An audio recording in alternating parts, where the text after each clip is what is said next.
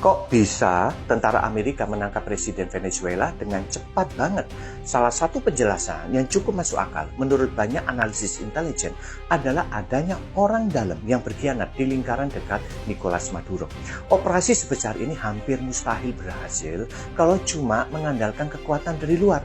Dibutuhkan informasi internal soal jadwal, lokasi aman, dan celah pengamanan. Media seperti Reuters juga menyoroti bahwa operasi intelijen modern biasanya melibatkan orang dalam alias pengkhianat, karena hanya mereka yang benar-benar tahu titik paling lemah sebuah sistem keamanan. Tanpa itu, penangkapan model begini biasanya jauh lebih rumit dan penuh perlawanan. Kalau kita buka Alkitab, pola ini sebenarnya bukan hal baru.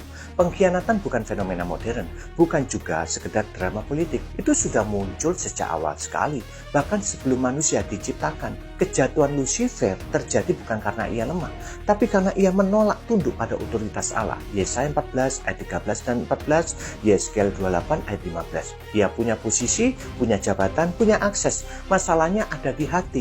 Pengkhianatan lahir saat kebenaran gak lagi mau ditaati.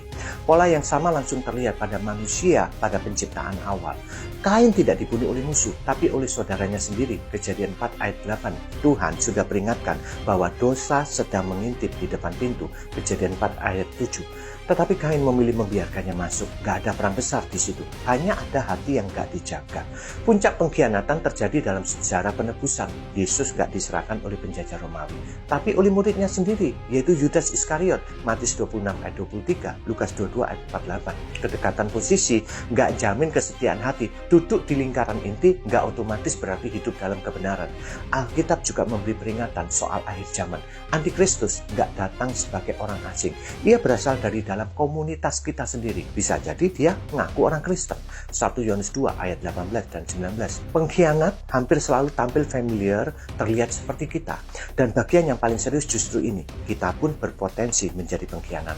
Bukan dengan menjual negara atau teman, tapi saat kita tahu yang benar, tapi memilih diam. Tahu firman Tuhan, tapi pilih kompromi. Narasi ini bukan untuk bikin kita curiga pada semua orang, tapi supaya kita menjaga hati kita sendiri. Amsal 4 ayat 23. Berjaga-jaga dan berdoa. Matius 26 ayat 41. Dan satu peringatan terakhir yang gak boleh dianggap sepele, yaitu uang.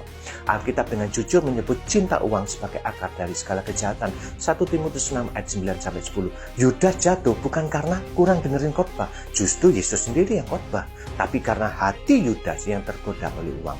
Matius 26 ayat 14 dan 15. Uang bukan penjahat, tapi cinta uang bikin manusia jadi pengkhianat. Amin.